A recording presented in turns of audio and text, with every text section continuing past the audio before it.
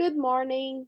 Welcome to VirtuEL 2020, and thank you for choosing my presentation on WhatsApp and YouTube to reach um, hopefully all families during distance learning. So let's get started. I'm going to share my screen with you guys with my presentation. And gonna remove myself out of the picture. So the name of my presentation is Asset-Based Journey to Accessible Education, WhatsApp and YouTube. My name is Christiane Howard, but I go by Chris. And I'm very thankful that you guys are here. So what are our session objectives? One of the objectives is to discuss the difficulties EL families face with distance learning. I also want to share with you the asset-based mindset that is necessary to overcome these difficulties. And then we will move on to YouTube, and I will share with you how to upload the video on YouTube. After that, I will share with you links to 3 videos that I created that are bilingual in English and Spanish, and are all focused on Chromebook use. The first one would be how to turn it on and how to connect it to the internet.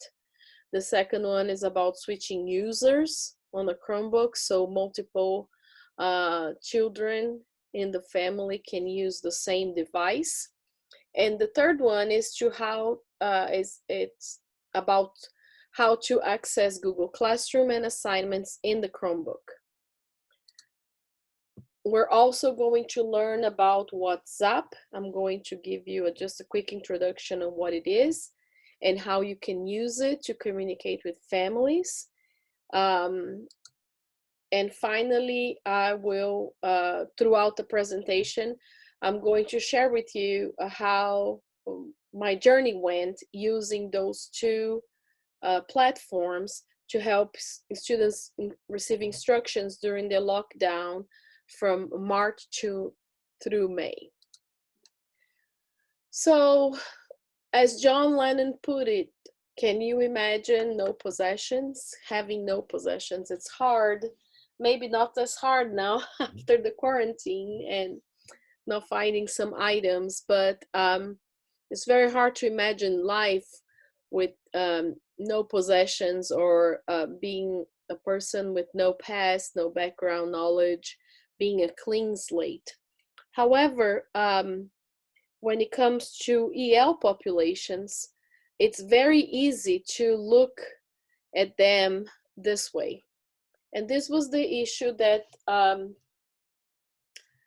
I found myself into during the quarantine time and when we started doing online work in March. Several EL students were not doing work online.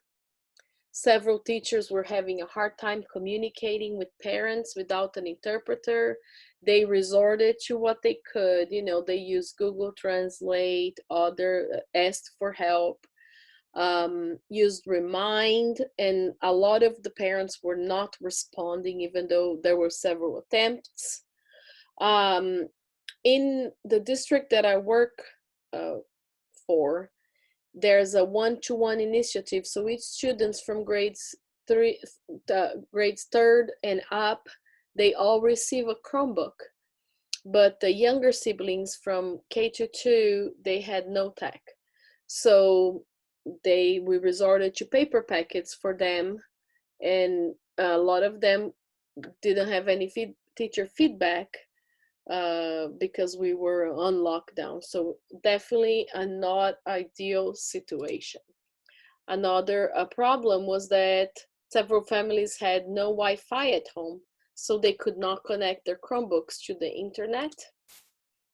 And then another issue is that several families are not familiar, or maybe still are not familiar with Google Classroom. And even with FaceTime, a lot of the families do not have an iPhone. They don't usually access social media. They don't access email, don't check email. So I want to ask you guys if you noticed what I capitalized in all these um, sentences that I put up here. So what is the problem with this picture? There is a deficit mindset. So when you look at the situation, when we, and you know, in March, when, if you looked at this, there was a deficit mindset. We were looking at all the possessions that those families did not have, you know. And then historically, that's how this population is looked at. They can't do it. It's too hard. There's no resources, you know. And then how do you get out of that mindset? And how do you provide accessible education to the children? And that was my question and my journey. So that's where my journey started. It started with a realization that I needed to reset the mindset, my own mindset. I needed to look for the family's assets. So I started asking myself, what do they have? And that reminded me of Louis Moll, who talked about funds of knowledge, which I don't have time to talk about, but you can research if you want to. And it's what the families bring to the table. I also reminded I was reminded of a conversation that I had with a teacher. She told me everyone has a smartphone. All the parents have a smartphone. And that resonated with me. So it meant that everyone had some sort of Wi-Fi capability. They could be reached in some shape or form, text messages, phone calls, even if not through an app, you know, but you could contact them directly. So they could potentially access Google Classroom on their phone. If they had Wi-Fi on their phone, you can use Google Classroom on your phone. So once I realized that, that's when I started trying to climb the mountains of providing accessible education to students, you know. And I started with baby steps. I started calling and texting parents. I'm bilingual, so I do, not perfectly, but I do speak Spanish enough that I can communicate well with parents.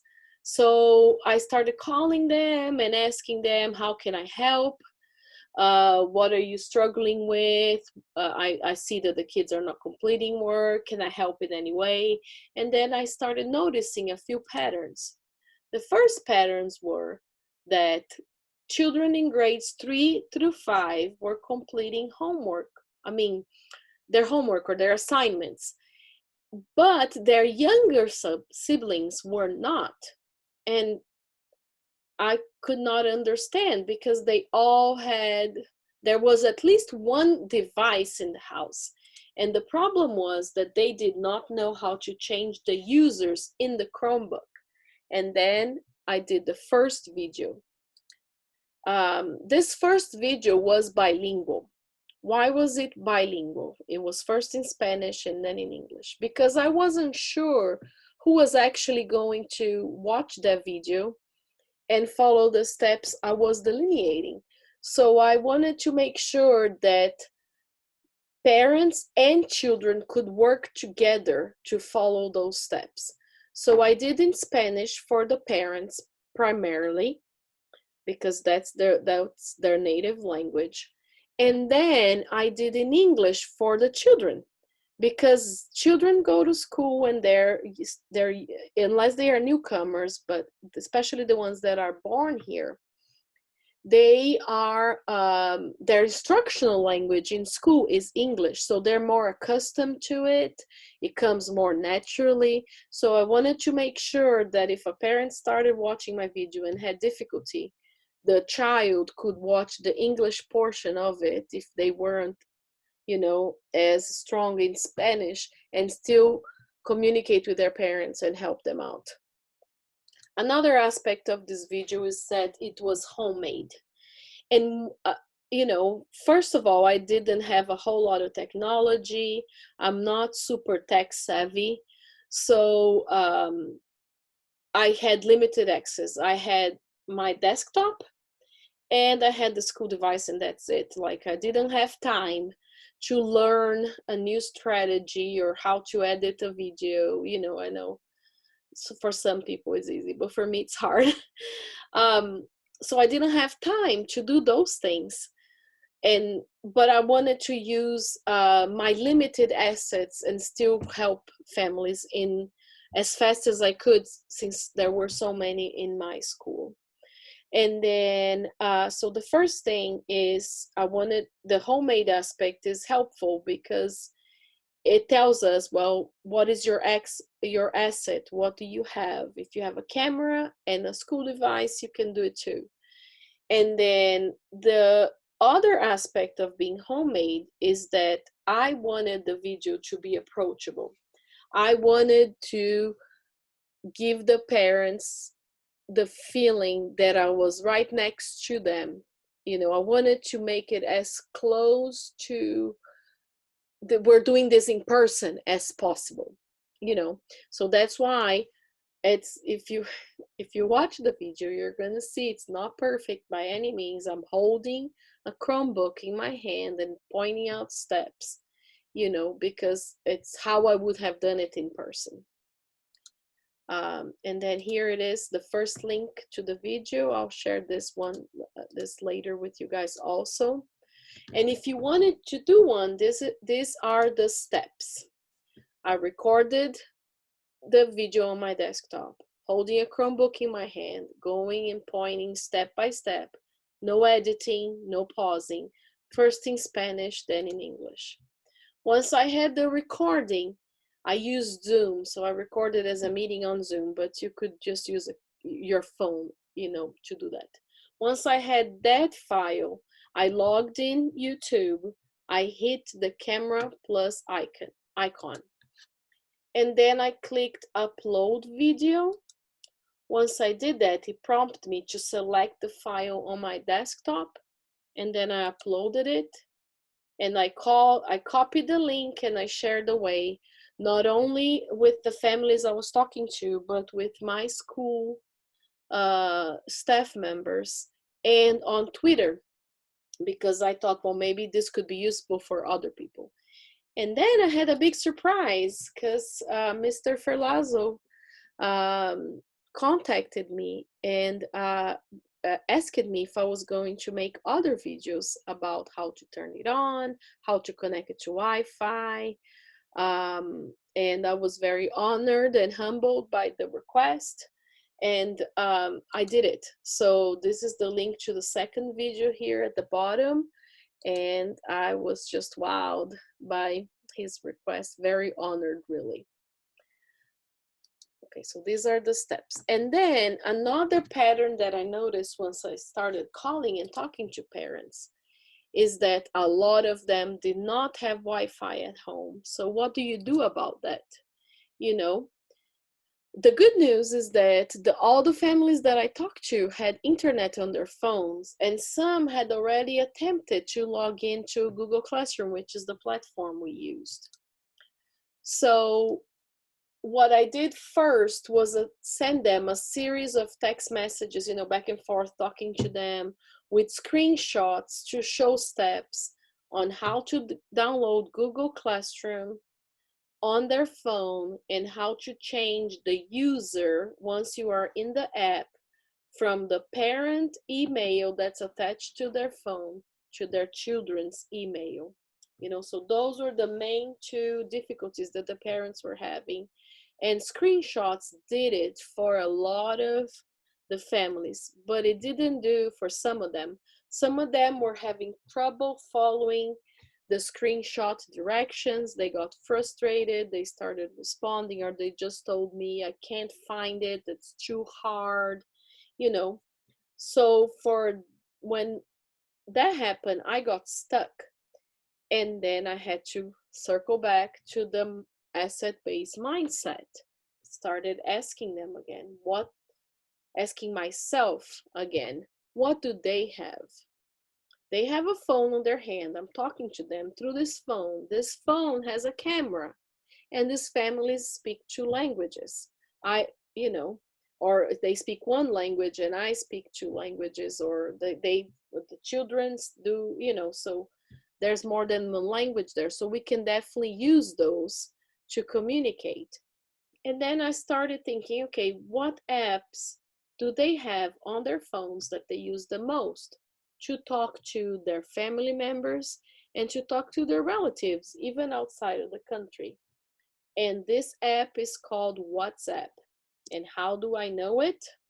Because I am a Latina and I use this app, the same app, to talk to my family members. So what this app is a huge asset that we need to tap in.